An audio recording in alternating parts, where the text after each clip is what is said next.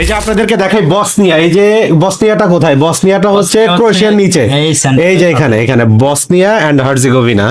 Bosnia Bosnia হচ্ছে ইউরোপের একমাত্র মুসলিম কান্ট্রি যারা বাংলাদেশিদেরকে মোটামুটি ভিসা দেয়, ওয়ার্ক পারমিটে যাওয়ার সুযোগ আছে। এই যে বসনিয়া নিয়ে কাজ করে, এই যে আমাদের ফোরকান ভাই আমাদের সাথে আছেন, ট্রাভেল টাস কনসালটেন্সির ওনার। তাদের অনেক ফ্লাইটের ভিডিও দেখেছি, তাদের অনেক ভিসা সাকসেস দেখেছি। ফোরকান ভাইয়ের কাছে আমি জিজ্ঞেস করবো যে বসনিয়ার জন্য আমাদের বাংলাদেশ থেকে হোক বা মিডল ইস্ট থেকে হোক যারা চেষ্টা করবে, তাদের আসলে কিভাবে প্রস্তুতি নিতে হবে, কতদিন সময় লাগতে পারে, মানে তাদের প্রিপারেশনটা কেমন হবে, একটু আপনি এক্সপ্লেইন করেন। আমি একেবারে র ভিডিও বলে দিই আসলে ব্যাপারটা কি হয় বসনিয়ার জন্য। বসনিয়ার ভিসা পেতে হচ্ছে শর্ত হচ্ছে আপনার বসনিয়া এম্বাসিতে যেতে হবে, সরজমিনে আপনার নিজে যেতে হবে, ঠিক আছে? তো আপনার যদি নিজে যেতে হয়, ইন্ডিয়াতে বসনিয়ার এম্বাসি আছে, ওটাতে ভিসার ইস্যু তেমন একটা ভালো না। এই জন্য আমরা কি বলি, বাংলাদেশ থেকে কাতার আসেন, কাতার থেকে বসনিয়া যান, বা বাংলাদেশ থেকে সৌদি আসেন, সৌদি থেকে বসনিয়া যান। কেন? এই সব দেশগুলো থেকে বসনিয়া এম্বাসিতে যদি দাঁড়ান আপনি ওয়ার্ক পারমিটের সাথে, ওয়ার্ক পারমিট বলতে ভালো একটা কোম্পানি ওয়ার্ক পারমিটের সাথে দাঁড়ালে রিজেকশন হওয়ার তেমন কোনো চান্স নাই। তবে একটু সময় লাগে বসনিয়ার ভিসাগুলো যারা করবেন, যারা চিন্তা করছেন। 6 মাসের চিন্তা মাথায় রাখবেন না, 6 থেকে 9 মাস। এমন কিছুদিন হয়েছে, আমি যে এই গত কয়েকদিন আগে কাতার ব্যাক করছি, ব্যাক করার পরে যেই ওই ডিএচএল আসছে আমার বসনিয়া ওয়ার্ক পারমিটটা, এই ওয়ার্ক পারমিট 11 মাস পরে আসছে। 11 মাস সময় লেগে গেছে। তো বসনিয়া সময় লেগে যায়, বসনিয়া ধৈর্য ধরলে সবাই ভিসা পায়। আমাদের এখন বলতে পারেন অনেকে অ্যাপ্লাই করে, আপনারা এটা কন্টিনিউ কেন করতে পারেন না? যখনই মানুষের 6 মাস হয়ে যায় আর মানুষ ধৈর্য হারা হয়ে যায়, এরা আর ওয়েট করে না, যার ফলে কি হয় আমরা অনেক সময় এই ভিসাগুলো করাইতে পারি না, মাঝে রাস্তায় আমাদের ফাইলগুলো ক্যান্সেল করে দিতে হয়। তো বসনিয়ার ভিসা মানেই হচ্ছে ধৈর্য। আপনি ধৈর্য ধরবেন, বসনিয়ার ভিসা পেয়ে যাবেন, এতে কোনো বাধা নাই। আপনি ওয়ার্ক পারমিট নিয়ে এম্বাসিতে দাঁড়াইছেন মানে আপনি ভিসা বসনিয়া আলহামদুলিল্লাহ বাংলাদেশদের অনেক ভিসা দেয়, ভিসা সাকসেস অনেক ভালো, ভিসা রেশিও অনেক ভালো। আপনি অ্যাপ্লাই করেন, ভিসা পাবেনই পাবেন বসনিয়াতে।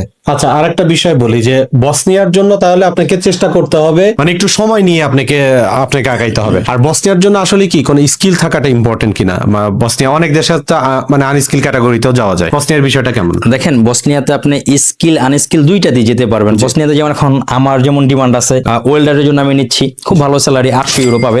তারপরে মেশন নিচ্ছি, স্টিল ফিক্সার নিচ্ছি, আর তারপর হচ্ছে শাটারিং কার্পেন্টার নিচ্ছি। এছাড়া জেনারেল স্কিলও বসনিয়াতে নেয়, ফ্যাক্টরিতে নেয়, তো অনেক কাজে নেয়। ইভেন আপনি মেকানিক হন, হেভি ড্রাইভার হন, এগুলো বসনিয়াতে অনেক ডিমান্ড, ঠিক আছে? বসনিয়াতে চাহিদা অনেক। আপনি কাজ জানা থাকলেও যেতে পারবেন, কাজ না জানা থাকলেও যেতে পারবেন।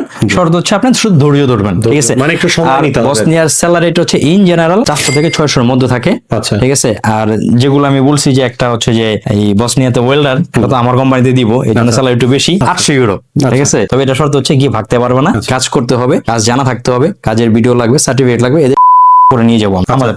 আরেকটা প্রশ্ন আছে যে বসনিয়ার টিআরসি হইলে নাকি তখন তো দেশে এসে আসা যাওয়া তো করতে পারবেই। আবার অনেকেই চিন্তা করে যে হয়তো সে কোনো কোম্পানির আন্ডারে না থেকে নিজে নিজে একটা বিজনেস করবে, তো নিজের ব্যবসা করার কোনো সুযোগ আছে কিনা টিআরসি হয়ে যাওয়ার পরে? ব্যাপক সুবিধা আছে। আপনি টিআরসি হওয়ার পরে আরো কিছুদিন সার্ভিস দেন কোম্পানিকে, তারপরে নিজের মতো হয়ে ইন্ডিপেন্ডেন্টলি আপনি কাজ করেন, কোনো সমস্যা নাই। ওইখানে ছোট ছোট ব্যবসা করা যায়, ছোট ছোট রেস্টুরেন্ট দেওয়া যায়, এটা ব্যাপক সম্ভাবনা। অলরেডি কিছু বাংলাদেশি এটা করতেছে, এটা চাহিদা জনপ্রিয় হচ্ছে পোল্যান্ডে, কিন্তু এখন বসনিয়াতে অনেক বাংলাদেশি কি করছে, ছোট ছোট কাবাব সব দিয়ে কাজ করতেছে। আমরা যাদের পাঠাইছি এদের মধ্যে থেকে স্টার্ট হয়ে গেছে, করা যায়, বিজনেস করার সুযোগ আছে, খুব ভালো সুযোগ আছে, ভালো সুযোগ আছে। মুসলিম দেশ, খাইকাও খুব মজা, হালাল খাবার খেয়েও মজা। আচ্ছা, আরেকটা লাস্ট একটা কোশ্চেন, আপনাদের কোশ্চেন এটা আমি করি, সেটা হচ্ছে যে অনেকেই মনে করে যেহেতু ইউরোপের মুসলিম দেশ, তো অনেকেই একা থাকতে চায় না, ফ্যামিলি নিয়ে থাকতে চায়, বাচ্চা কাচ্চা নিয়ে থাকতে চায়। তো এই ফ্যামিলি নিয়ে যাওয়ার কোনো সুযোগ আছে কিনা? যদি সে এস্টাবলিশ হতে পারে, তার ফিনান্সিয়ালি যদি সে সেভাবে যদি গ্রো করে, তো ফ্যামিলি নেওয়ার সুযোগ আছে কিনা? হ্যাঁ, ডেফিনেটলি ফ্যামিলি নিয়ে যাওয়ার সুযোগ আছে। আপনি আপনার ওয়াইফকে নিয়ে যেতে পারবেন ডিপেন্ডেন্ট হিসাবে।